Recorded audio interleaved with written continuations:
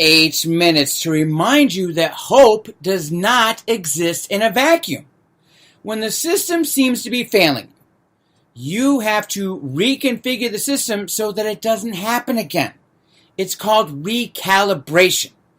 And even though tradition says this, and your friends say things like, you can't change what's already established, history proves otherwise over and over again.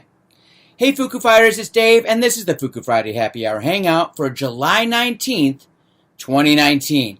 So how do you recalibrate? First, you've got to take a look at the state of the problem that you're having. Let's say you're living in Fukushima Prefecture and you've got kids.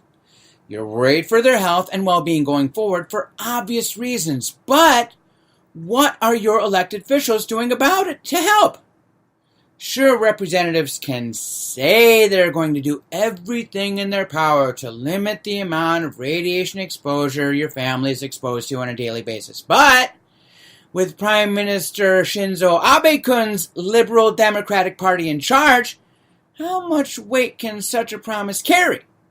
It's little wonder why residents there have no faith in the current administration there now and are choosing not to participate in this week's national parliamentary elections. But is that the right decision? Just because the established party is running the show over there doesn't mean that residents should abandon the electoral system. They should recalibrate it so that other voices can be heard and policies be implemented. And then, on top of that, grassroots activism and organizations should step up where government falls down. It's like I always say, if we don't take care of each other, no one else will. It's the same in this country. Oh, sure, you can say the system is fixed and blah, blah, blah, all you want, but the next generation don't want to hear that noise now, do they? They're already recalibrating what kind of future they want to see. It's the old farts like Trump who are stuck in the 1950s. I mean, really? Propping up the nuclear power industry the way it has been lately by offering sweetheart deals to uranium exporters and pushing to phase out inspections of nuclear facilities? What you talking about, Willis? You'd think the atomic age was starting all over again, but it's like I've been saying all along. Trump isn't forever. Oh, sure, he wants to be like Putin or Xi or Kim Jong-un, irreplaceable. But there are plenty of other game show hosts out there who can do the job just as poorly as he has the past 3 years. You've heard the phrase, be the change you wish to see, right? I mean, if you don't, who will?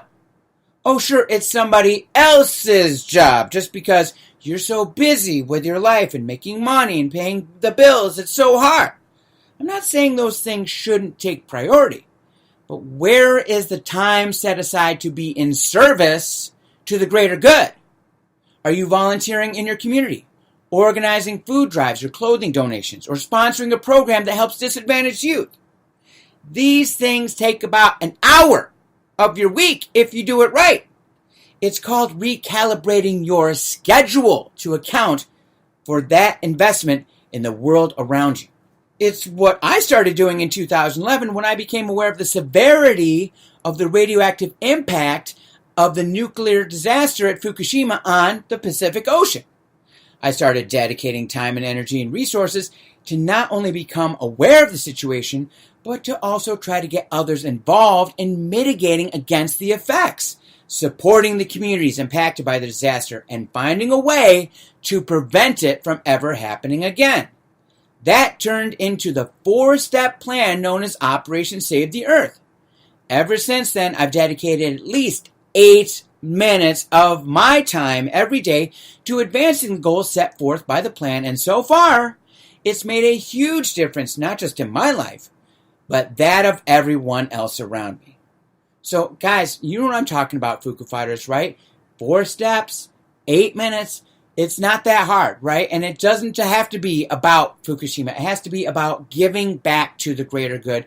And you can start by taking step 1 for yourself right now. Go over to OperationSaveTheEarth.com.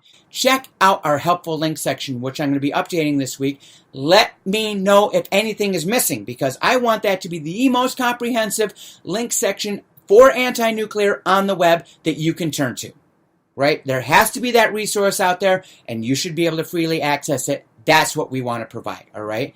And then when you're ready to show us more, why don't you sign up for our free weekly newsletter by sending me an email at info@operationsavetheearth.com so I can put you on that mailing list. And also, don't forget, follow us on Twitter. That's at OSTE, 8 minutes, all spelled out, because that's where you're going to get the latest Fukushima news of the week, guaranteed.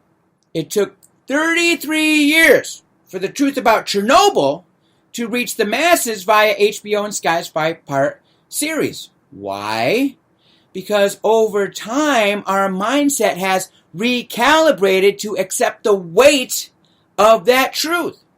Here in 2019, we live in faster times, and the flow of information is like a rushing river coming from all corners of the world. It makes the importance of refining and clarifying our positions on what used to be versus what should be going forward that much more important.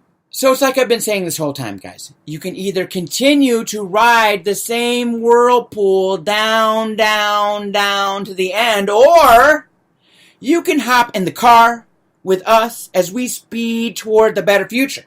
One with zero nukes and smarter energy solutions that won't kill us, with a side benefit of abolishing nuclear destruction in any form going forward. Stay with what doesn't work or move forward. Choice is yours.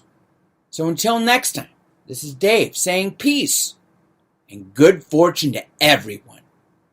Take care till then.